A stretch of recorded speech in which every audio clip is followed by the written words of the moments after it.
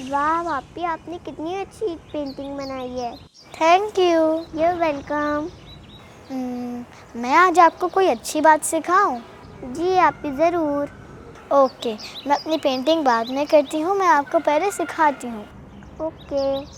Okay, तो आज हम लोग सीखेंगे उसूल दीन।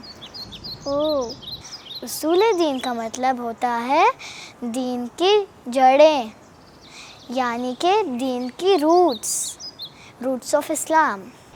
ओह अच्छा। ओके, तो वो होते हैं 5। ओह। मैं आपको उनके नाम सुनाऊं? जी आपी ज़रूर। ओके, तौहीद, तौहीद, अदल, अदल, नबूवत, नबूवत, इमामत, इमामत, क़यामत। क़यामत। Good job.